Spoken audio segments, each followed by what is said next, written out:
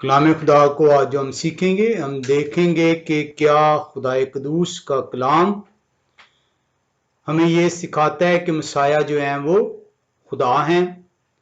आज हम इसके तीसरा जो सा हिस्से में देखेंगे कि क्या इब्ने आदम खुदा कदूस हैं। हमें ये देखना होगा कि is the son of man Elohim. तो हमें ये देखना होगा कि क्या इब्ने आदम जो आप कलाम खुदा में बार बार देखते हैं लफ्ज को, क्या वही खुदा कदूस हैं। हमने जो सीखा उसके अंदर देखा कि खुदा कदूस जो हैं वो कहते हैं, वो ऐलान फरमाते हैं कि मैं अपने बंदों के दरमियान आऊंगा। वो ऐलान फरमाते हैं कि मैं चरवाहे के रूप में आऊंगा, और वो ऐलान फरमाते हैं कि मैं आकर भेड़ों को बकरियों से अलहदा करूंगा और अदालत ठहराऊंगा। हमने देखा कलाम खुदा के अंदर से कि यहोवा खुदा कदूस अपने आप को चरवाहा गर्दानते हैं। यहोवा खुदा कदूस फरमाते हैं कि मैं भेड़ों को बकरियों से अलहदा करूंगा। यहोवा खुदा कदूस फरमाते हैं कि मैं अदालत करूंगा, हर एक को उसके काम के मुआफिक सिला दूंगा। हमने कलाम खुदा के अंदर से देखा कि मसाया अपने आप को चरवाहा गर्दानते हैं। मसाया फरमाते हैं कि वो भेड़ को बकरियों से जुदा करेंगे। मसाया फरमाते हैं कि वो अदालत अंजाम देंगे। कलाम खुदा के अंदर हम इसको मुख्तलिफ वालों के अंदर देखते हैं। हमने यिर्मयाह नबी की किताब 31:10 के अंदर देखा। हमने यहिजकील नबी की किताब 34वें बाब के अंदर इसको देखा।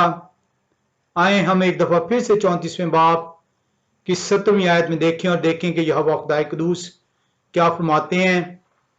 यहिजकील नबी की किताब 34वें बाब की 7वीं आयत बयान करती है, और तुम्हारे हक में यहोवा खुदावंद खुदा यूं फरमाते हैं, आए मेरी भेड़ों, देखो मैं भेड़ बकरियों और मेंढों और बकरों के दरमियान इम्तियाज करके इंसाफ करूंगा। 20वीं आयत में यहिजकील नबी की मार्फत फरमा रहे हैं, इसलिए यहोवा खुदावंद खुदा उनको यूं फरमाते हैं कि देखो मैं मोटी और दुबली भेड़ों के दरमियान इंसाफ करूंगा। कलाम खुदा के अंदर हम देखते हैं कि मसाया भी यही दावा करते हैं। हम जो उनसे ये देखते हैं कि मसाया अपने आप को इब्ने आदम जो उनसे वो कहलवाना पसंद करते हैं। अनफॉर्चुनेटली आपकी और मेरी लाइल्मी के बाइस जो आज पासबान अपने आप को गर्दानते हैं, जो अपने आप को ओहदों से जो उनसे आरास्ता करते हैं, जो ओहदों के लिए दौड़ में शामिल हैं, जो एल्डर से, पादरी से, बिशप से, पोप से अपने आप को नवाजना चाहते हैं, जो ओहदों के मुतलाशी हैं, ये आज से नहीं हो रहा, ये अजल से हो रहा है। ये पासबानों को खुदा का इंतबा आपने देखा कि इनसे गला ले लिया जाएगा, क्योंकि इन्होंने अपना पेट भरा और गले को जो उनसे लताड़ा।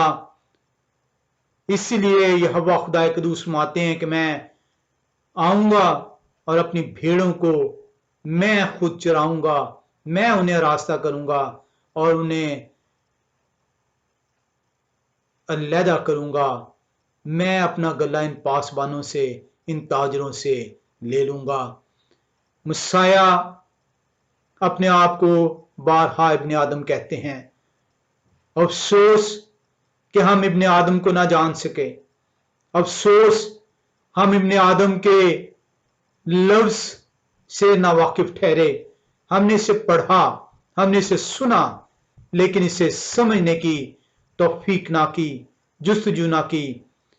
इब्ने आदम के ऊपर दो तफसील से जौन सी हैं वीडियोस मौजूद हैं यूट्यूब में। द लिविंग वर्ड ऑफ यहोवा जो यूट्यूब है चैनल, उसके अंदर सन ऑफ मैन की दो जौन सी हैं वीडियोस तफसील से मौजूद है, आप उन्हें देख सकते हैं। आज हम देखेंगे कि क्या इब्ने आदम the son of man is Elohim, क्या इब्ने आदम यहोवा खुदाए कदूस हैं। क्यों मसाया अपने आप को इब्ने आदम कहकर गर्दानते हैं, जबकि आपको इन ताजरों ने और आप खुद इन ताजरों के गुमराही के सबब से आप गुमराह हुए और आप मसाया को खुदा का बेटा गर्दानते हैं, बजाय इसके कि मसाया ने अपने लिए जो लक़ब इस्तेमाल किया इब्ने आदम का, आप मसाया को इब्ने आदम कह सकते। क्योंकि आपने इब्ने आदम को जाना नहीं, इसलिए आप उस इब्ने आदम से नावाकिफ ठहरे। हम उसी इब्ने आदम को जो मसाया ने अपने आप को इब्ने आदम गर्दाना, उसको हम सीखेंगे और देखेंगे कि मसाया अपने आप को इब्ने आदम क्यों गर्दानते हैं। हम इसके लिए जो है देखेंगे कि दानियल नबी जौन से वो क्या फरमाते हैं। इब्ने आदम जौन से वो अपने आप को कहते हैं कि मैं अदालत जौन सी है वो करूंगा। ये अदालत का काम जौन से आपने देखा, ये हिजकिय्याह नबी की किताब 34वें बाब के अंदर 17वीं 20वीं आयत में आपने देखा कि खुदाए कदूस ने ऐलान फरमाया था मैं अदालत करूंगा। इब्ने आदम कहते हैं मैं अदालत करूंगा। क्या इब्ने आदम और खुदाए कदूस एक ही हैं? आए हम देखें कि ये इब्ने आदम कौन है। हम दानियल नबी की जुबानी इसको देखेंगे। हम दानियल नबी की किताब 7वें बाब में चलेंगे और उसकी 13 से 14वीं आयत का मुतालिया करेंगे। दानियल नबी की किताब 7वां बाब उसकी 13वीं और 14वीं आयत जौन सी कलाम खुदा हमें यूं सिखाता है। कलाम खुदा बताता है, मैंने रात को रोया में देखा और क्या देखता हूं कि एक शख्स आदम जाद की मानिद आसमान के बादलों के साथ आए और कदीमुल अय्याम तक पहुंचे।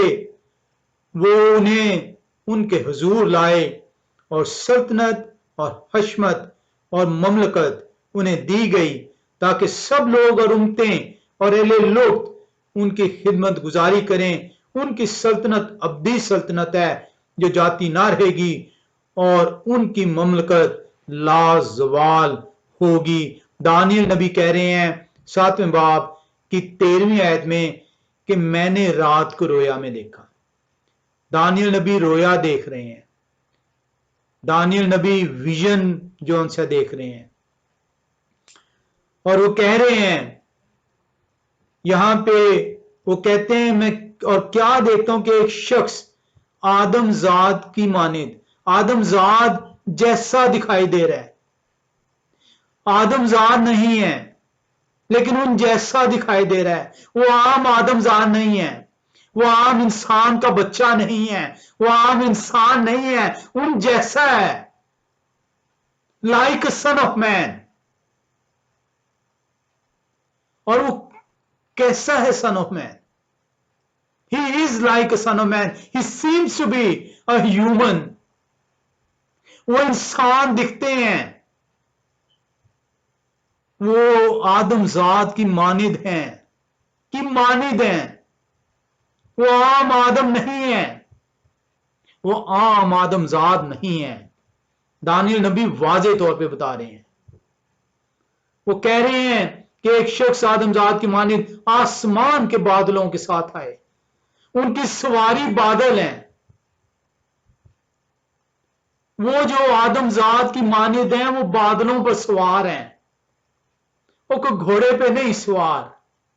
वो आम आदम नहीं है, वो आम इंसान नहीं है जिसको घोड़े की सवारी की जरूरत है या गधे की सवारी की जरूरत है या खच्चर की सवारी की जरूरत है, बल्कि वो बादलों पर सवार है। कलाम खुदा को जब भी पढ़ें तो ठहर कर पढ़ें, समझ के साथ पढ़ें, महज मत पढ़ें। कलाम खुदा बयान कर रहा है और क्या देखता हूं कि एक शख्स आदमजाद की मानिंद आसमान के बादलों, के साथ आए और कदीमुल अय्याम तक पहुंचे। यानी दो हस्तियों का जिक्र है। एक आदम जात की मानिद कोई शख्स है जो कि बादलों पर सवार है और वो पहुंच कर रहे हैं, वो कदीमुल अय्याम तक पहुंच रहे हैं, एंशिएंट ऑफ द डेज तक पहुंच रहे हैं। और एंशिएंट ऑफ द डेज जो उनसे हैं, कदीमुल अय्याम जो कदीम से हैं, जो इब्तिदा से हैं, और वो हव्वा खुदाए कदूस है। वो उन्हें उनके हुजूर लाए।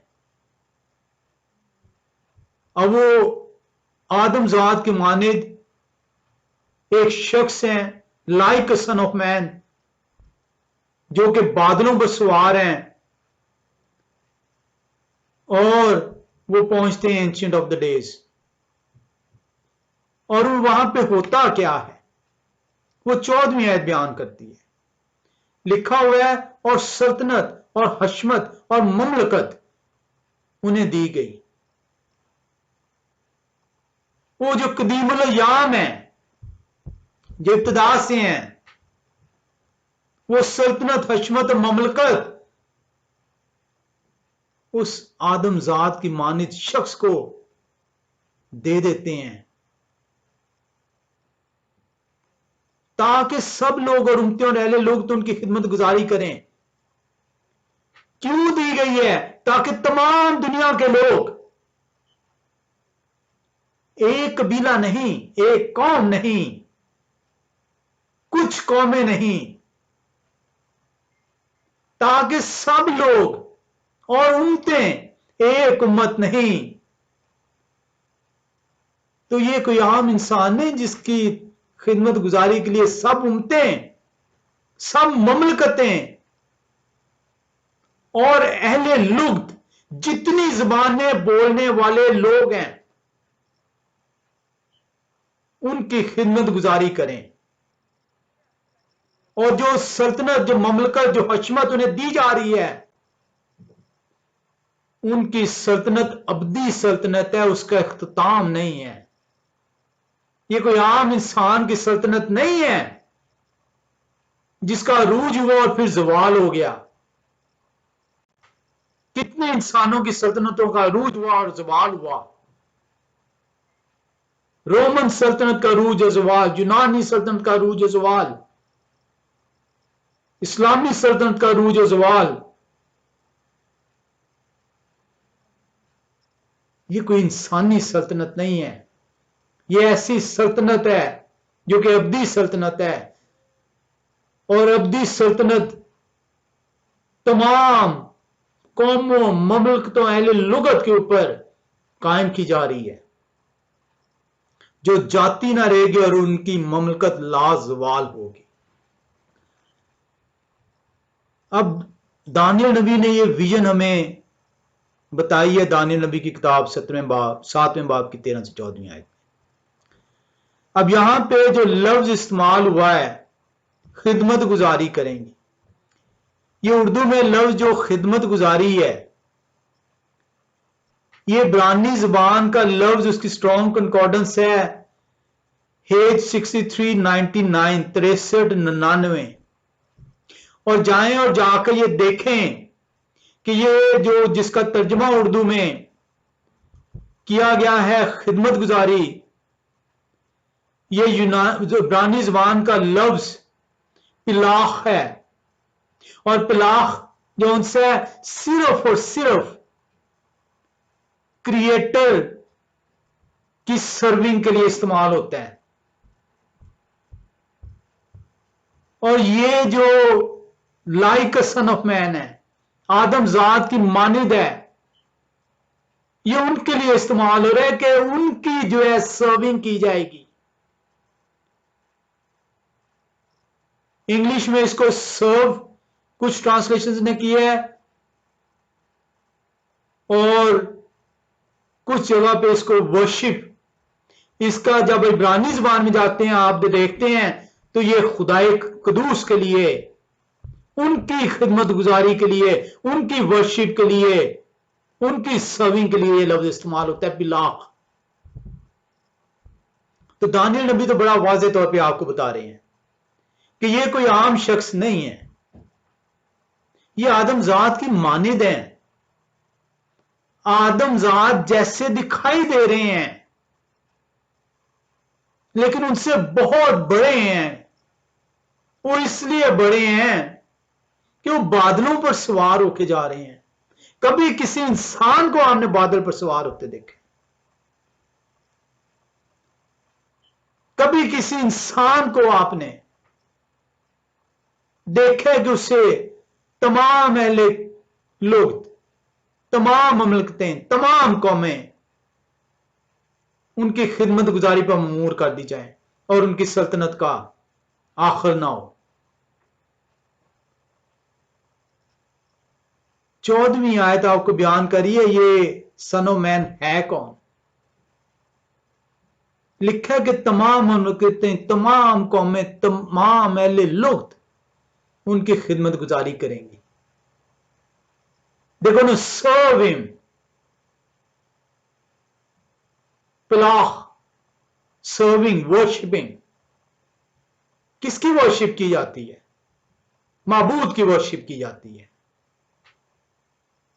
यह सिर्फ माबूद का हक है कि उसकी वर्शिप की जाए। लेकिन यह हक किसको दे दिया गया है? उस शख्स को जो आदमजात की मानी दिख रहे हैं। दानियल नबी की रोया में आपको दो शख्सों का जिक्र मिला। एक कदीमुल अय्याम, एंशिएंट ऑफ द डेज, और ये एंशिएंट ऑफ द डेज जो दानियल नबी बयान कर रहे हैं 7वें बाब की 13वीं आयत में, ये 9वीं आयत में भी बयान होता है और 22वीं आयत में भी बयान होता है। किसी को गलत फहमी ना हो कि ये आदमजात के मानी शख्स जो बादल पे सवार हो रहे हैं वो कहां पे पहुंचे हैं। आए 9वीं आयत में जाके देखते हैं इसको। दानियल नबी की किताब 7वें बाब की 9वीं आयत लिखा है, मेरे देखते हुए तख्त लगाए गए और कदीमुल अय्याम बैठ गए। उनका लिबास बर्फ सा सफेद था और उनके सर के बाल खालिस ऊन की मानी थे। उनका तख्त आग के शोला की मानी था और उनके पहिए जलती आग की मानी थे।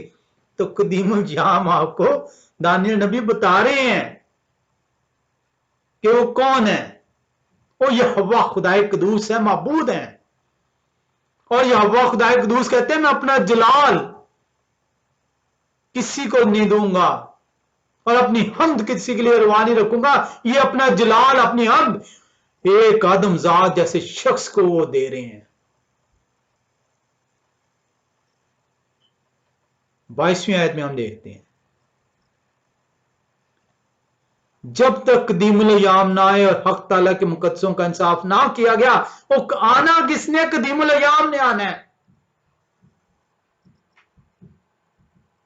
जब तक कदीमुल अय्याम ना आए और हक ताला के मुकद्दसों का इंसाफ ना किया गया, ऐसे थोड़ी यहोवा खुदा ने फरमा दिया कि मैं आऊंगा, चौराहे के रूप में आऊंगा और भेड़ों को बकरियों से अलहदा करूंगा और इंसाफ करूंगा। और दानियल नबी भी तो यही कह रहे हैं, जब तक कदीमुल अय्याम ना आए और हक ताला के मुकद्दसों इंसाफ ना किया गया और वक्त आ ना पहुंचा कि मुकद्दस लोग सल्तनत के मालिक हो। कलाम खुदा आपको बयान कर रहा है कि कदीमुल अय्याम ने आना है। सल्तनत किनकी होगी? कदीमुल अय्याम की होगी। इसलिए दानियल नबी कह रही है, आदमजात के मानिद कोई हैं जिनको ये दी जा रही है। किस तरह ये मुमकिन है? क्या ऐसा मुमकिन है कि महज वो आदमजात है जिनको ये तमाम ममलकतें, तमाम कौमें, तमाम अहले जुबान, जिनके मुंह में जुबान खा वो किस कोई भी जुबान बोलते हैं, वो सजदा करेंगे, खिदमत करेंगे? क्या वो महज एक इंसान हो सकते हैं? क्या ऐसा मुमकिन है कि वो सजदा जो से खुदा के लिए है,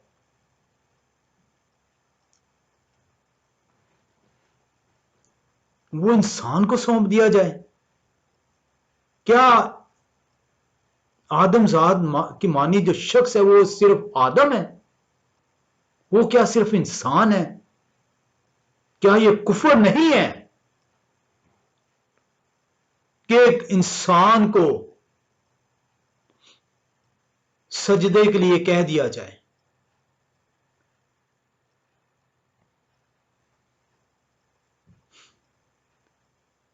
इससे बढ़कर जो सवाल उभरता है, क्या खुदा महज एक इंसान को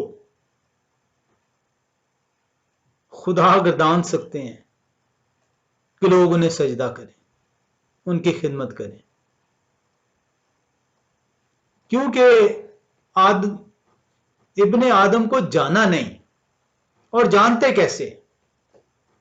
जानते उस वक्त जब आप रुजू करते।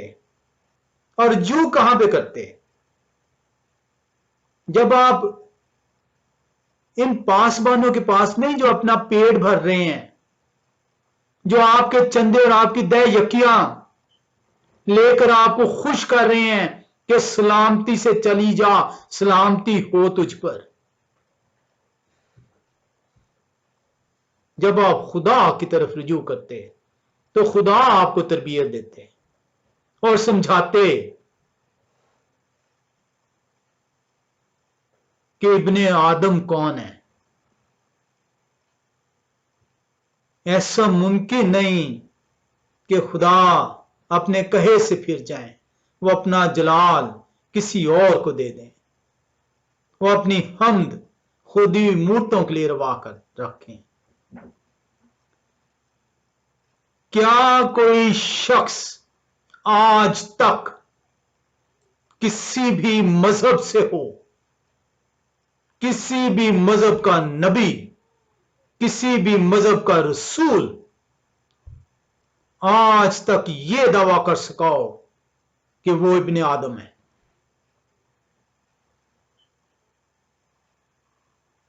मसाया का इब्ने आदम का दावा ऐसे नहीं था।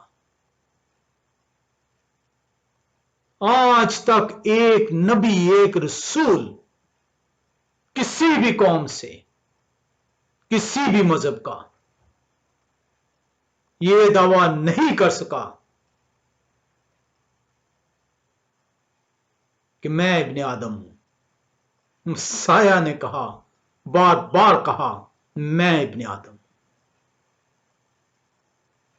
मैंने और आपने इसे नहीं जाना कि इब्ने आदम कौन है।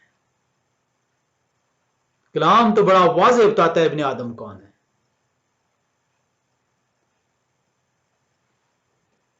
इब्ने आदम एक बादशाह है। इब्ने आदम जमीन पर जब आएंगे तो बादल उनकी सवारी होंगे। इब्ने आदम जमीन पर आकर अदालत कायम करेंगे। इब्ने आदम की सल्तनत अब्दी सल्तनत ठहरेगी। कितना आसान, कितना सहल कलाम खुदा ने इंतजाम किया है मेरे और आपके लिए कि हम सीख पाए। हम रुजू करेंगे तो खुदा का वादा है कि मैं सिखाऊंगा। पुराने अहदनामे में जो यहूदी लोग थे वो जानते थे ये इब्ने आदम कौन है। वो दानियल नबी की पेशनगोई से वाकिफ थे। वो जानते थे, वो इस इब्ने आदम का इंतजार कर रहे थे। वो इल्म रखते थे कि ये मसाया है। उन्हें इल्म था ये पेशनगोई मसाया के लिए है। मेरे और आपसे पुराने अहदनामे को छुपा लिया गया, हटा दिया गया।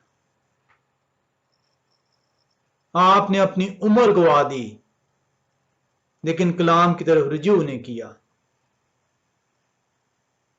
आज आप मुबारिक हैं क्या आप कलाम खुदा को सुन रहे हैं और उसको सीखने की आरजू रखते हैं, ख्वाहिश रखते हैं और कोशिश कर रहे हैं?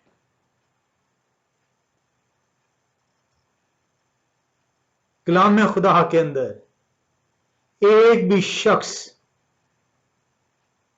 मसाया का मतलब है मसा किया हुआ, कलाम खुदा बहुत सारे लोगों को बयान करता है कि उन्हें मसा किया गया। मसाया का मतलब अनॉइंटेड वन, मसा किया गया। बहुत सारे लोग मसा किए गए, बादशाह मसा किए गए, काहिन मसा किए गए, नबी मसा किए गए, लेकिन एक भी शख्स कलाम खुदा के अंदर ऐसा नहीं है जो बादशाह भी हो, नबी भी हो और काहिन भी हो। बैक वक्त नबी भी हो, काहिन भी हो और बादशाह भी ठहरे। और ये इब्ने आदम है, ये सिर्फ इब्ने आदम है। ऐसे नहीं दानियल नबी कह रहे, आदम जात की मानेद, आम इंसान नहीं जो नबी हो सकता है,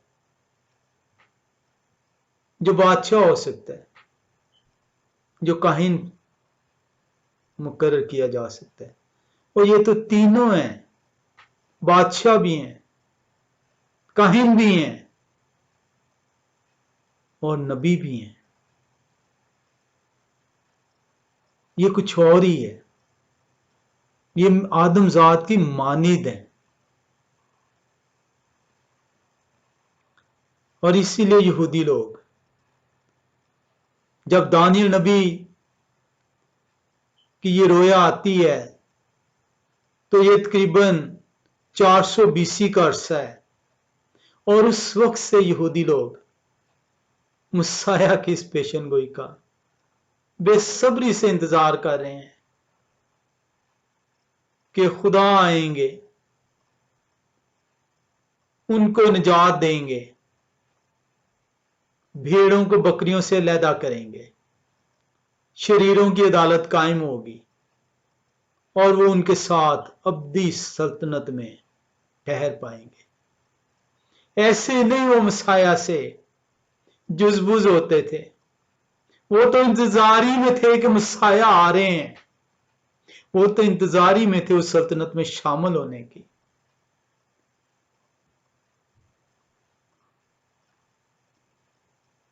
मसाया ने अपने लिए इब्ने आदम का लफ्ज ऐसे नहीं इस्तेमाल किया। यहूदी जानते थे इब्ने आदम कौन है, और इसलिए मसाया उन्हें बयान करते थे कि देखो मेरी बाबत तो किताब मुकद्दस में बयान किया गया है, खोलो और पढ़ो और देखो कि मेरी बाबत क्या लिखा है। इब्ने आदम मसाया ने अपने आप को बेशुमार मर्तबा बयान किया। मत्तित्याह रसूल की इंजील में 30 से ज्यादा मर्तबा बयान है, मरकस रसूल की इंजील में 15 मर्तबा बयान है, लुकास रसूल की इंजील में 25 मर्तबा बयान है, यूहन्ना रसूल की इंजील में 12 से ज्यादा मर्तबा बयान है। इन चारों अनाजील के अलावा 2 और जगह ऐसी हैं जहां पे इब्ने आदम का जिक्र आपको मिलता है। नया अहदनामा में, अमाल की किताब में मिलता है 1 बार, और 2 मर्तबा आपको मुकाशफा की किताब में मिलता है। आए हम देखें कि तमाम मर्तबा मसाया ने अपने आप को इब्ने आदम कह के पुकारा। महज 1 मर्तबा एक शख्स ने उनसे सवाल किया और उसने ये पुकारा कि हमें बताएं कि इब्ने आदम कौन है, हम यूहन्ना नबी की किताब 12वें बाब की 34वीं आयत में आएंगे। यूहन्ना नबी की किताब 12वां बाब 34वीं आयत। उस शख्स का सवाल कि हमें बताएं इब्ने आदम कौन है। लोगों ने उनको जवाब दिया कि हमने शरीयत की ये बात सुनी है कि मसीह अबद तक रहेंगे, और हम जानते हैं दानियल नबी की मार्फत हमें पता है, हम सुन चुके हैं, हम तो इंतजार कर रहे हैं। फिर आप क्यों कर कहते हैं कि इब्ने आदम का ऊंचे पे चढ़ाया जाना जरूर है? ये इब्ने आदम कौन है? हमने तो सुना है कि मसाया अब तक रहेंगे,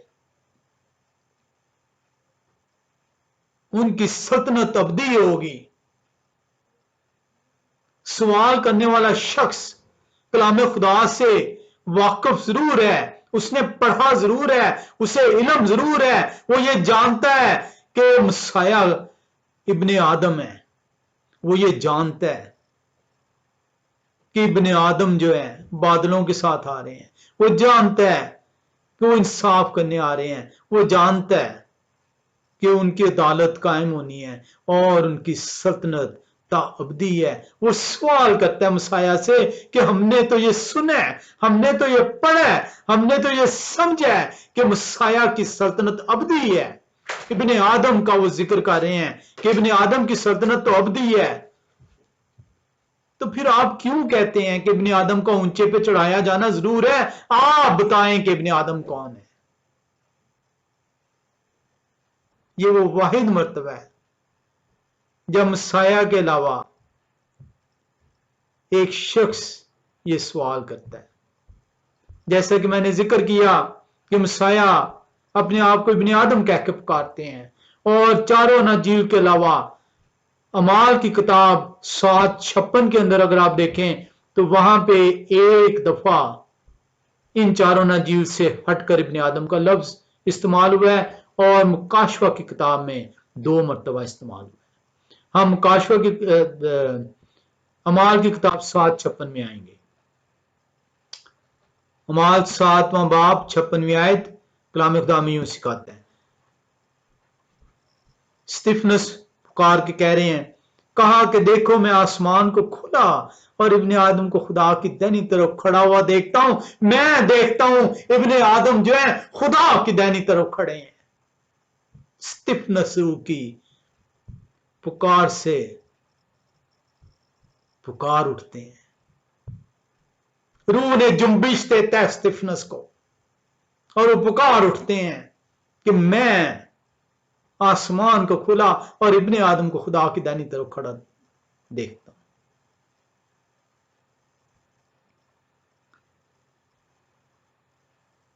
मुकाशवे की किताब में हम चलते हैं, पहले बाब की 13वीं आयत में। मुकाशवा की किताब पहला बाब 13वीं आयत।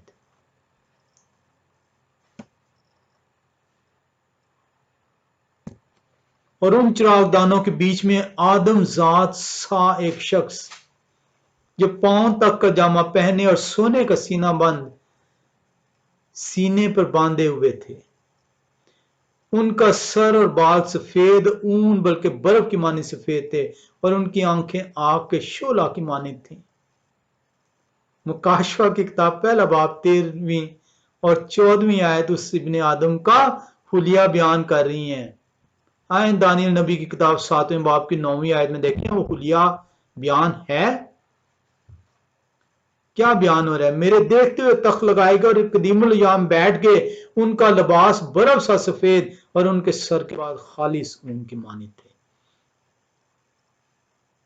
कलाम खुदा तो आपको बताता है कि इब्ने आदम कौन है। रजू करेंगे तो कलाम खुदा आपके सामने एक एक चीज, एक एक प्रिंट, एक एक इमेज आपके सामने रख देगा। इसी तरह मुकाशवा की किताब 14:14 के अंदर बयान है। मुकाशवा की किताब 14 बाब 14वीं आयत। कलाम खुदा बयान करता है, फिर मैंने निगाह की तो क्या देखता हूं कि एक सफेद बादल है और उस बादल पर आदमजात के माने कोई बैठे हैं जिनके सर पर सोने का ताज और हाथ में तेज दारंती है। वो कौन है? इब्ने आदम। कलाम खुदा तो बार बार आपको सिखाता है, ये कौन है इब्ने आदम? आदम जात की मानिद हैं, दिख रहे हैं आदम की मानिद, लेकिन ये आदम से बहुत ऊपर है। ये कौन है?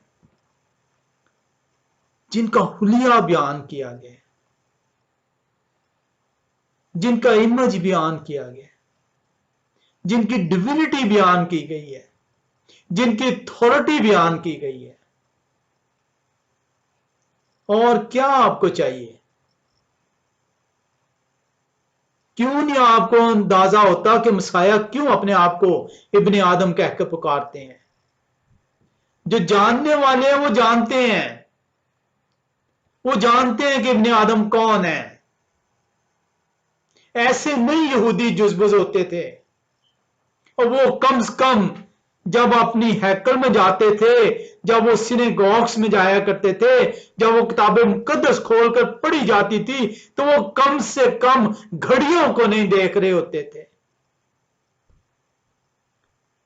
वो सुन रहे होते थे, वो रजू ला रहे होते थे। हम तो बदकिस्मत चर्च के अंदर भी जाकर अपनी घड़ियों को देखते हैं कि कब वक्त गुजरे और कब मैं यहां से निकलूं। मैं तो सिर्फ हाजिरी लगाने आया हूं यहां पर। आए बेईमान कौम,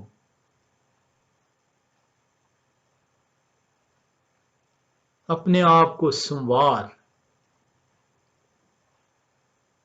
आए हम देखें इब्ने आदम और ये हवा कलाम खुदा से। आए हम दानियल नबी की किताब 7वें बाब में फिर से चलते हैं। दानियल नबी की किताब 7वां बाब, और उसकी हम देखेंगे 18 आयत और फिर 22वीं आयत। 18वीं आयत क्या बयान करती है? 13वीं 14वीं आयत आपने देख ली थी कि सल्तनत दी जाएगी आदमजात के मानी शख्स को, और उनकी सल्तनत आबदी होगी। तमाम अहले लोग, कौमें, ममलकतें उनको जो उनसे है वो उनकी खिदमत गुजारी करेंगी, सर्व करेंगी, वर्शिप करेंगी। 18वीं आयत क्या बयान करती है 7वें बाब की? लिखा है, लेकिन हक ताला के मुकद्दस लोग सल्तनत ले लेंगे और अब्दुल अबाद तक उस सल्तनत के मालिक रहेंगे। तो हक ताला, द मोस्ट हाई, रब्बुल अफवाज, खुदा कदूस की सल्तनत का जिक्र है। और ये सल्तनत जो है उसमें मुकद्दस लोग शामिल हैं, और वो अब्दुल अबाद तक है, और वो उसके मालिक हैं। आए 22वीं आयत देखते हैं। लिखा है, जब तक कदीमुल अय्याम ना आए और हक ताला के मुकद्दस का इंसाफ ना किया गया और वक्त आना पहुंचा कि मुकद्दस लोग सल्तनत के मालिक हों। फिर से आपको जिक्र है कि कौन आ रहे हैं? कदीमुल अय्याम। कदीमुल अय्याम का आपने हुलिया देख लिया 9वीं आयत के अंदर। इसको आपने मुकाशफा की किताब के अंदर भी देख लिया, पहले बाब के अंदर, कि आदमजात की मानिद और कदीमुल अय्याम का हुलिया। मुकाशफा पहला बाब 13-14 और दानियल 7 बाब 9वीं आयत। इसी तरह अब हम दानियल नबी की 7 बाब की 27वीं आयत में आएंगे। वहां पे लिखा हुआ है, और तमाम आसमान के नीचे सब मुल्कों की सल्तनत और ममलकत और सल्तनत की हशमत हक ताला के, किनकी? रब्बुल फाज, खुदाए कदूस के मुकद्दस लोगों को बख्शी जाएगी। उनकी सल्तनत अब्दी है। किनकी सल्तनत? हक ताला की। 14वीं आयत क्या बयान करती थी? आदमजात के मानी शख्स को सल्तनत दी जा रही है। आपको अब वाजे कर दिया जा रहा है कि आदमजात कौन है? हक ताला है, रब्बुल फाज है, खुदाए कदूस है, और तमाम आसमान के नीचे सब ममलकतों मुल्कों की सल्तनत और ममलकत और सल्तनत की हशमत हक ताला को मुकद्दस लोगों को बख्शी जाएगी। उनकी सल्तनत अबदी है, उनकी सल्तनत अबदी है। आए 14वीं आयत में देखें क्या लिखा है। और सल्तनत और हशमत और ममलकत उन्हें दी गई। किनको दी गई? 13वीं आयत बयान करती है, एक शख्स आदमजात की मानद आसमान के बादलों के साथ आए और कदीमुल अयाम तक पहुंचे और उन्हें उनके हुजूर लाए, वो उन्हें उनके हुजूर लाए और सल्तनत और हशमत और ममलकत उन्हें दी गई। किनको? इब्ने आदम को, आदम जात की मानिद। और इसी को 27वीं आयत बयान कर रही है। वो कौन है? आपको बयान हो रहा है 27वीं आयत में, और तमाम आसमान के नीचे सब मुल्कों की सल्तनत और ममलकत और सल्तनत की हशमत हक ताला के मुकद्दस लोगों को बख्शी जाएगी। उनकी सल्तनत अबदी है और तमाम ममलकतें उनकी खिदमत गुजार और फरमाबरदार होंगी। दानियल नबी ने बड़े वाजे, बड़े आसान लफ्जों में उस रोया को जब उन्हें सिखाया गया, समझाया गया, तो बयान कर दिया था। और ऐसे नहीं यहूदी लोग जुजबुज होते थे जब मसाया अपने आप को इब्ने आदम कहते थे। उन्हें इल्म था ये कह क्या रहे हैं, उन्हें इल्म था ये अपने आप को मसाया गर्दान रहे हैं। हम ज़खराया नबी की किताब 9वें बाब में चलते हैं। मेरी कोशिश है कि मैं इसे वक्त की कमी के बायस जितनी जल्दी मुमकिन हो ख़त्म करें। ज़खराया नबी की किताब, और हम चलेंगे 9वें बाब में। ज़खराया नबी की किताब 9वां बाब और 9 से 11 पढ़ते हैं। कलाम खुदा में बयान करता है, आए बिनते सहून तो नहायत शाद मानो, आए दुख्तरे यरूशलेम खूब ललकार, क्योंकि देख तेरा बादशाह तेरे पास आता है। आए यरूशलेम ललकार, तेरा बादशाह तेरे पास आ रहा है। वो सादिक हैं और निजात उनके हाथ में है। वो हलीम हैं और गधे पर, बल्कि जवान गधे पर सवार है।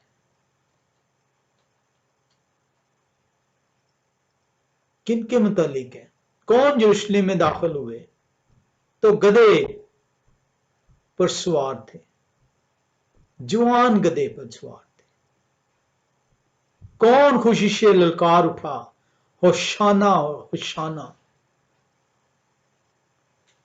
किन के मुतालिक था ये? ज़खराया नबी ने किन के मुतालिक कहा था?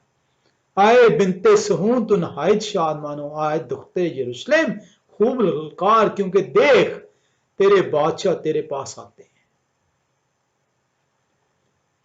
कलाम खुदा आपको बयान करता है, और मैं इफ्राइम से रथ और यरूशलेम के घोड़े काट डालूंगा और जंगी कमान तोड़ डाली जाएगी और वो कौमों को सुलह का मुस्ता देंगे और उनकी सल्तनत समुंदर से समुंदर तक और दरियाए फुरात से इंतहाई जमीन तक होगी। इसी तरह हम 14 से 16वीं आयत पढ़ते हैं ज़खराया नबी की किताब 9वें बाब की। लिखा, और ये हवा उनके ऊपर दिखाई देंगे और उनके तीर बिजली की तरह निकलेंगे। हाँ, ये हवा खुदा नरसिंगा फूंकेंगे और जनूबी बगोलों के साथ खरूज करेंगे और रब्बुल फौज उनकी हिमायत करेंगे और वो दुश्मनों को निगलेंगे और फलाखन के पत्थरों को पामाल करेंगे और पी कर मतवालों की मानिंद शोर मचाएंगे और कटोरों और मसबा के कोनों की मानिंद मामूर होंगे। और यहोवा खुदावंद उनके खुदा उन उस जोर को, उस रोज उनको अपनी भेड़ों की तरह बचा लेंगे, क्योंकि वो ताज के जवाहिर की मानिंद होंगे जो उस उनके मुल्क में सरफराज होंगे। तमाम नबियों ने जिक्र किया है कि किन की ममलकत होगी। लिखा है यहोवा रब्बुल फौज, खुदाए कदूस, उनकी ममलकत है। और दानियल नबी बता रहे हैं कि ममलकत सौंपी किनको जा रही है। आप देख रहे हैं कि इब्ने आदम और यह हव्वा खुदा कुदूस किस तरीके से एक कलाम खुदा बयान करते हैं। हम ज़करिया नबी की किताब के 14वें बाब में चलेंगे। ज़करिया नबी की किताब 14वां बाब और 9वीं आयत में आएंगे। ज़करिया 14वां बाब 9वीं आयत कलाम खुदा बयान करता है, और ये हव्वा खुदावंद सारी दुनिया के बादशाह होंगे। उस रोज एक ही ये हव्वा होंगे और उनका नाम वाहिद होगा।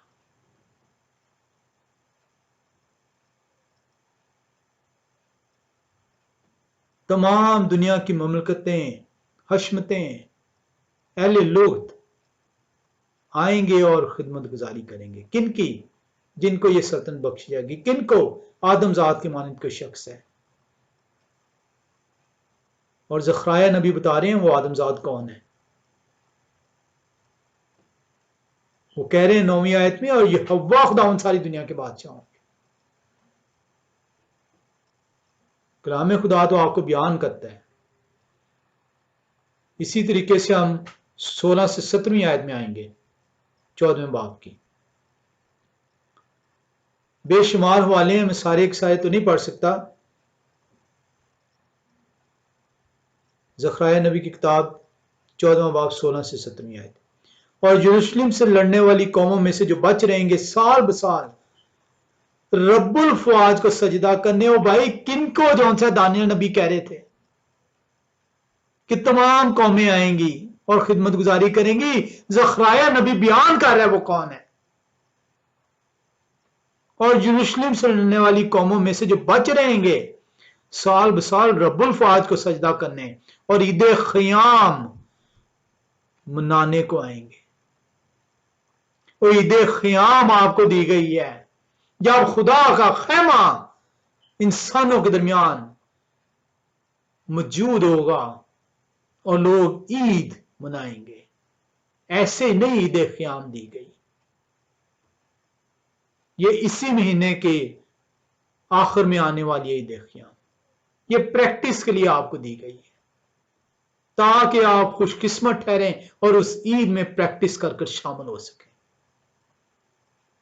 और आपको कह दिया गया यहूदियों की ईद है। खुदा कहते हैं मेरी ईदें हैं। ये खुदा जो अपने मुंह से अल्फाज अदा करते हैं ये मेरी ईदें हैं। और आपको ये डाकू और लुटेरे जो पासबानों का रूप धारे हैं, जो अपने आप को पादरी, बिशप, पोप, फादर के लकमों से अपने आप को रास्ता किए हुए हैं, वो आपको गुमराही की तरफ लेके जाते हैं और कहते हैं यहूदियों की ईदें।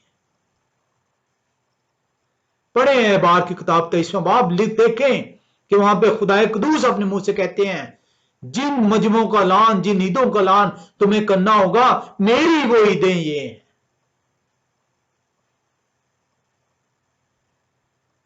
और दुनिया के उन तमाम कबाइल पर जो बादशाह रब्बुल फवाद के हुजूर सिजदा करने को यरूशलेम में ना आएंगे, मींह ना बरसेगा।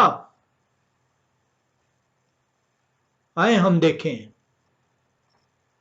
कि यहोवा खुदाए कुदूस आएंगे कैसे। एक एक चीज बयान है, तमाम इमेज, तमाम ब्लूप्रिंट जो है कलाम खुदा के अंदर मौजूद है। हम ज़बूर की किताब 68 ज़बूर में चलेंगे। ज़बूर की किताब 68 ज़बूर, और देखते हैं कि यहोवा खुदाए कुदूस आ कैसे रहे हैं। 68 और उसकी 4थी आयत लिखा है, खुदा के लिए गाओ, उनके नाम की मदह सराई करो, सहरा के सवार के लिए इशारा तैयार करो। उनका नाम या है और तुम उनके हुजूर शादमान हो।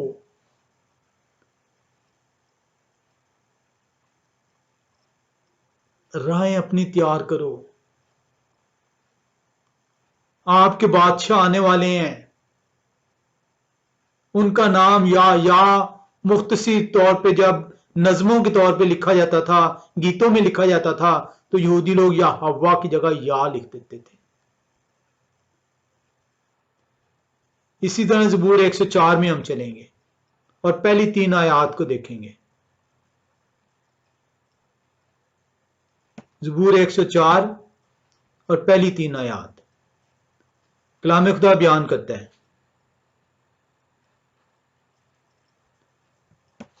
आए मेरी जान तू यहोवा को मुबारक है। आए यहोवा मेरे खुदा, आप नहायत बुजुर्ग हैं, आप हशमत और जलाल से मुलब्बस हैं। आप नूर को पोशाक की तरह पहनते हैं और आसमान को साया बांग की तरह तानते हैं। आप अपने बाला खानों के शतीर पानी पर टिकाते हैं। आप बादलों को अपना रथ बनाते हैं। आप हवा के बाजुओं पर सैर करते हैं। आप अपने फरिश्तों को हवाएं और अपने खादमों को आग के शोले बनाते हैं। आप किस तरह जो उनसे सवारी करते हैं, आप बादलों को अपना रथ बनाते हैं। एक एक चीज जो उनसे गिवन है, ऐसे नहीं कहा गया, ऐसे नहीं दानियल नबी कह रहे। पढ़ें 7 बाब की 13वीं आयत, बादलों पे सवार कौन है, और देखें वो आदमजात की माने जो बादलों पे सवार हैं। आपको जबूर दाऊद नबी बयान कर रहे हैं कि ये यहोवा हैं जो बादलों को अपना रथ बनाते हैं। हम एक और हवाले में आएंगे, यशायाह नबी की किताब में चलेंगे 19वें बाब में। यशायाह नबी की किताब 19वां बाब, और हम उस सवारी को देखेंगे जो यहोवा की सवारी है। पहली आयत को देखते हैं, देखो यहोवा खुदावंद एक तेज रो बादल पर सवार होकर मिस्र में आते हैं, और मिस्र के बुत उनके हुजूर लर्जा होंगे और मिस्र का दिल पिघल जाएगा। सवारी आपने देख ली बादल, और सवार आपने देख लिया यहोवा। तो यहोवा की सवारी को आप देख रहे हैं, बादलों पर सवार है। ऐसे नहीं दानियल नबी जब इब्ने आदम का जिक्र करते हैं, आदम जात की मानित शख्स का जिक्र करते हैं 13वीं और 14वीं आयत में, तो वहां पे बयान करते हैं उस सवारी को, वो सवारी जो यहोवा की सवारी है, वो हशमत, वो जलाल, वो शान शौकत जो यहोवा के लिए है, वो दी जा रही है उस आदमजात की मानित। वो तमजीद, वो हमद, वो सताइश, वो खिदमत गुजारी, वो वर्शिपिंग जो यहोवा के लिए है, वो आदमजात को दी जा रही है। दानियल नबी ने इस रोया में बड़ा वाज़ेह तौर पे बयान किया है कि वो आदमजात की मानित शख्स कौन है, क्या है, और क्या करने वो आ रहे हैं।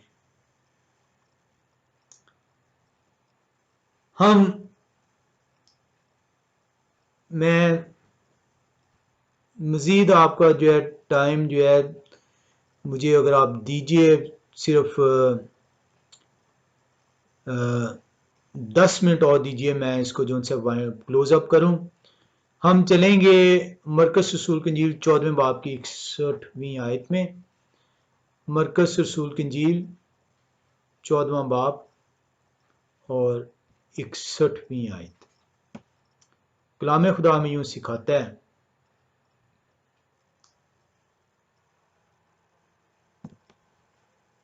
मगर वो खामोश रहे। यहूदी उनसे बार बार सवाल कर रहे हैं मगर मसाया से, मगर वो खामोश ही रहे और कुछ जवाब न दिया। सरदार कायन ने उनसे फिर सवाल किया और कहा, क्या आप उस तोदा के बेटे मसाया हैं? ये डरे हुए हैं यहूदी, ये खौफजदा हैं, इन्हें इल्म है, ये अपने आप को बार बार इब्ने आदम कही जा रहे हैं। ये जो अपने आप को जो उनसे इब्ने आदम गर्दानते हैं, वो इब्ने आदम तो मसाया है, वो इब्ने आदम तो जो उनसे ममलकत और हशमत और हुकूमतें ताबदी हुकूमत जो उनसे वो कायम करने आए हैं, इंसाफ करने आए हैं, हमें शामिल करने आए हैं उस सल्तनत में। वो खौफजदगी के आलम में सवाल करते हैं। वो कहते हैं, क्या आप उन इस्तोदा के बेटे मसाया हैं? और जब आप इसकी इंग्लिश पढ़ते हैं, अपोस्टल मरकस 14:62 की, तो वहां पे लिखा है, but he remain silent and gave no answer. Again the high priest asked him, saying to him, are you the Messiah, the Son of the Blessed? Are you the Messiah, the Son of the Blessed? Please give us the answer. वो खौफ के आलम में है। और यहां पे जो blessed लफ्ज ट्रांसलेट हुआ है इंग्लिश में, उस्तोदा जो है लफ्ज उर्दू में इस्तेमाल हो रहा है, ये यूनानी जबान का लफ्ज G2128 है। और ये G2128 जो उनसे है, ये यू लोगेतोस लफ्ज है। यू लोगेतोस G2128। और ये यू लोगेतोस जो उनसे जो लफ्ज है, ये सिर्फ और सिर्फ खुदा के लिए इस्तेमाल होता है। 8 मर्तबा नए नामे के अंदर इसको इस्तेमाल किया गया है। यू लोगेतोस को खुदा के लिए इस्तेमाल किया गया है। वो पुकार उठते हैं, क्या आप मसीह हैं? क्या आप खुदा के बेटे हैं? और पुराने नामे को जब यूनानी जबान में ट्रांसलेट किया गया, तो वहां पे 45 मरतबा 45 मुख्तलिफ आयतों में यू लोगेतोस को बयान किया गया है। पुराने नामे में 45 मरतबा 45 मुख्तलिफ आयतों में खुदा के लिए यू लोगेतोस इस्तेमाल किया गया, जो लफ्ज इस्तोदा और ब्लेसेड इंग्लिश में ट्रांसलेट किया गया है। Are you the son of the blessed?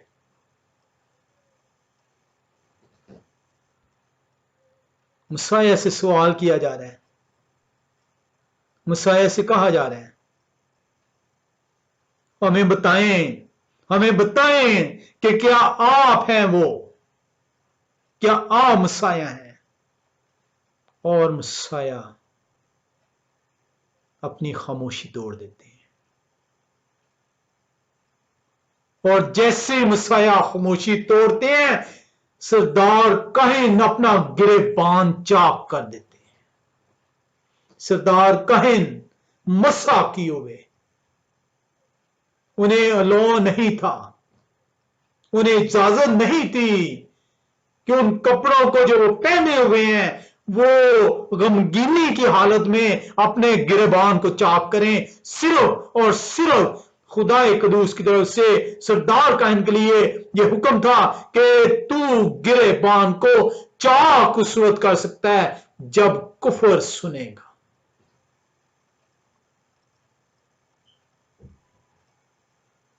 आप इसको कलाम खुदा के अंदर देख सकते हैं। उन्हें गमगीनी की हालत में, मौनिंग की हालत में, एबार की किताब 10वें बाब 6 आयत 21:10 के अंदर लिखा हुआ है कि सरदार काहिन अपने गिरेबान चाक नहीं कर सकता। महज वो चाक तो उनसे उस वक्त होगा अगर वो कुफर सुनेगा। दूसरा सलातीन 18:37 अंदर इसको आप देख सकते हैं। और जैसे ही उस सवाल का जवाब मसाया देते हैं जो उनसे किया गया है, आए हम देखें कि सवाल का जवाब क्या है। And Jehovah said I am. और सवाल क्या था?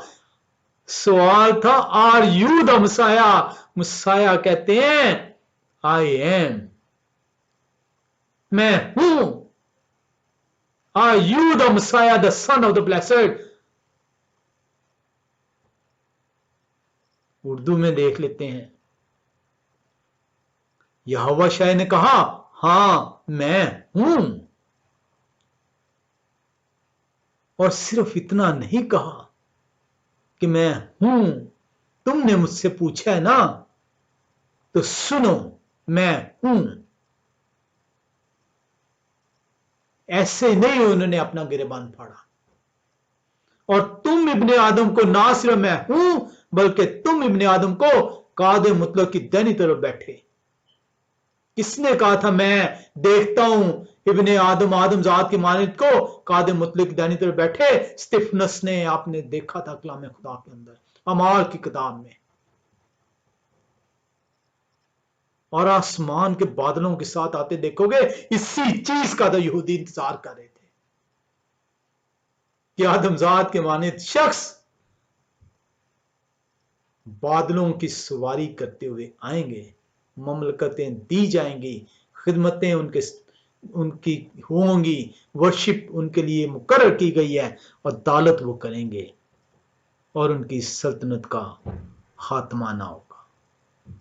ऐसे नहीं सरदार कहन अपने गिरबान चाह कर लेते। आए पढ़े क्या कलाम खुदा बयान करता है। मुसाया ने वाज़े तौर पे बता दिया कि मैं हूं वो आदमजात, मैं हूं जो बादलों का सवार हूं, मैं हूं जो खुदा के दाहिने हाथ खड़ा हूं। कभी भी जब वो इब्ने आदम मुसाया ने अपने लिए आप के लिए इस्तेमाल किया, उन्होंने कभी अपने आप को आम इंसान से ताबीर नहीं किया। और जब पूछा गया तो उन्होंने इकरार किया, हां मैं हूं।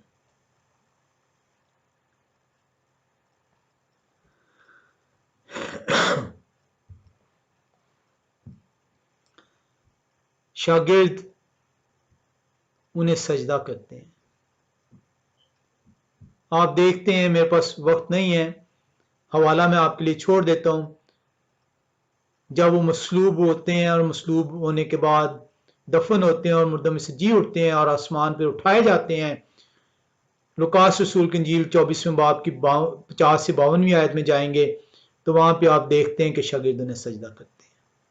अमाल किताब पहला बाब 9 से 11 में जाएंगे तो जब मसाया ऊपर जा रहे हैं तो दो शख्स आते हैं और आके कहते हैं कि जिस तरह तुमने इन्हें ऊपर जाते देखा उसी तरह तुम इन्हें वापस आते देखोगे। बादलों में सवार होकर जा रहे हैं, ये बादल के सवार हैं, बादल इससे ही वापस आएंगे।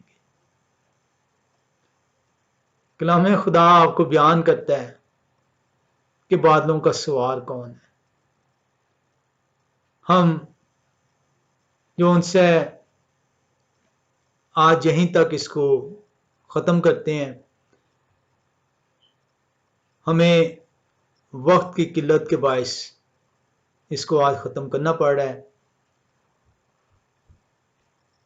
अगर मज़ीद जो उनसे मेरे साथ थोड़ा सा और वक्त गुजार लें तो हम एक तमसील में चलेंगे और वो तमसील है मरकज़ रसूल की इंजील 4 बाब की 35 से 41वीं आयत में।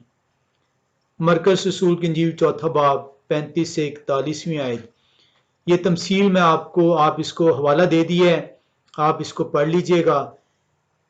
ये मसाया जो है वो कश्ती में सवार हैं और कश्ती उन्हें लेकर जो है खुले पानी में चली गई है और तेज आंधी आती है और कश्ती जो सी समंदर की मौजें जो सी हैं वो जो है वो कश्ती को हचकोले दे रही हैं और कश्ती में पानी भरा जा रहा है और कश्ती डूबने को है।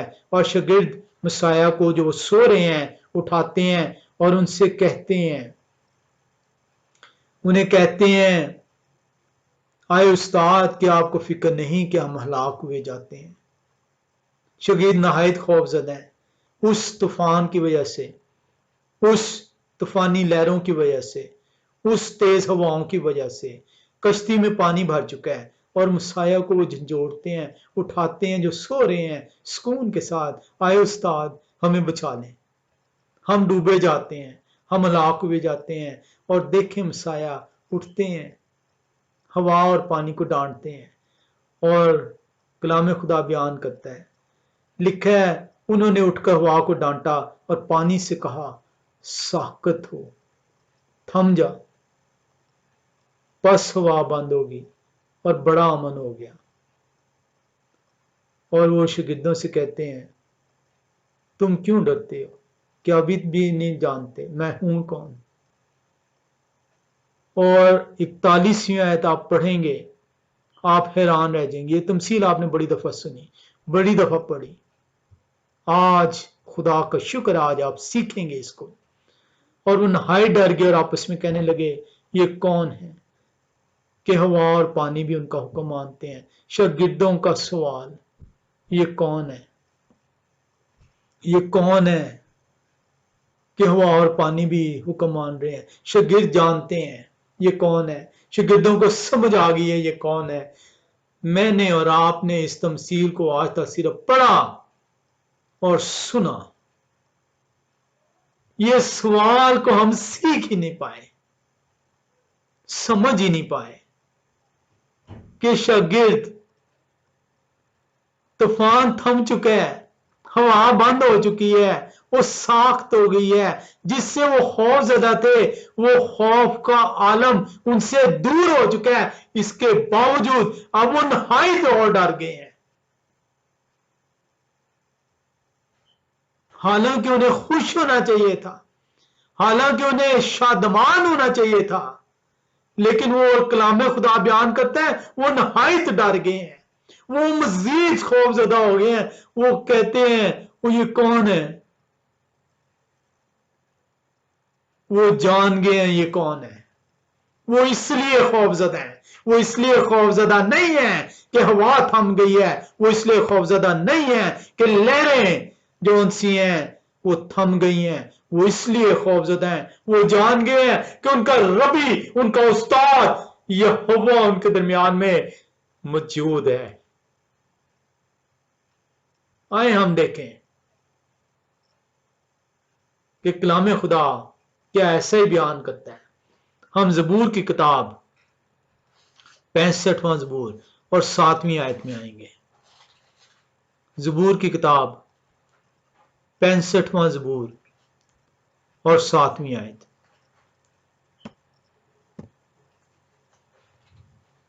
कलाम खुदा में यूं सिखाता है, बयान करता है,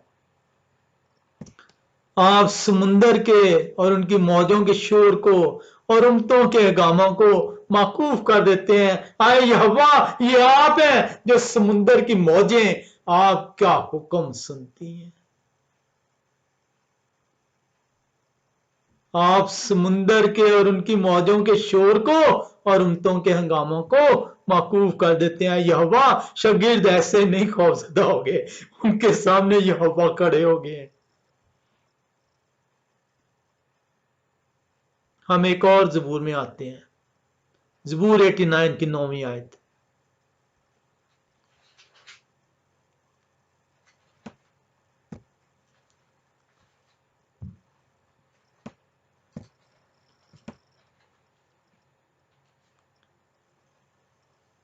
समंदर के जोश और खरोश पर आप हुक्मरानी करते हैं, आप उनकी उठती लहरों को थमा देते हैं। ऐसे नहीं कलाम खुदा बयान कर रहा कि वो नहाए डर गए और यहोवा उनके दरमियान मौजूद है, क्योंकि ये यहोवा का अख्तियार था समुंदर की लहरों को थमा देना। मैं और आप अफसोस महज पढ़ते हैं और महज सुनते हैं। काश हम सीखने की जुस्तजू करें तो कलाम खुदा सिखाने के लिए तैयार है। एक और हवाले में आते हैं, ज़बूर 148 के अंदर।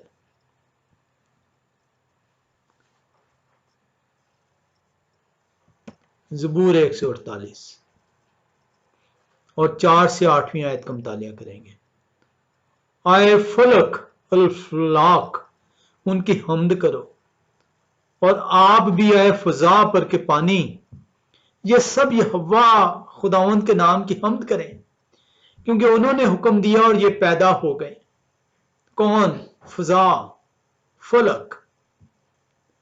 उन्होंने उनको अब्दुल-आबाद के लिए कायम किया है, उन्होंने अटल कानून मुकर्रर कर दिया है।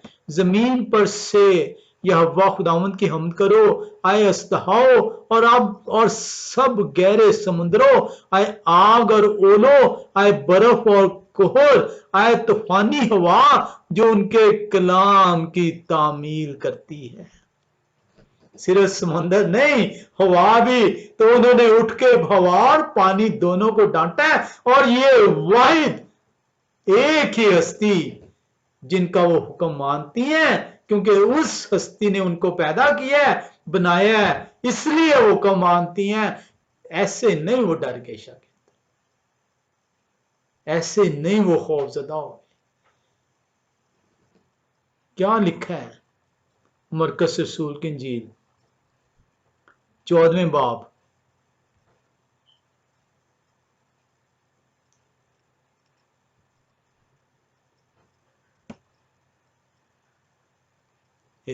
सॉरी चौथे बाब की, मरकस रसूल की इंजील चौथा बाब, क्या लिखा है 41वीं आयत, और वो नहायत डर के थम चुका है। 39वीं आयत बता रही थी, उन्होंने उठकर हवा को डांटा और पानी से कहा साकत हो, थम जा। बस हवा बंद होगी और बड़ा अमन हो गया, अमन हो गया है। और 41वीं आयत बयान करी वो नहाए डर के। अफसोस हम और आपने सिर्फ और सिर्फ इसको पढ़ा और भूल गए। ऐसे नहीं शगीर डर गए, उन्हें इल्म था, क्योंकि वो कलाम खुदा से वाकिफ थे कि हवा और पानी हुक्म किसका मानते हैं। ज़बूर 107 की 23 से 31वीं आयत में जाएंगे, वहां पे भी यही जिक्र है।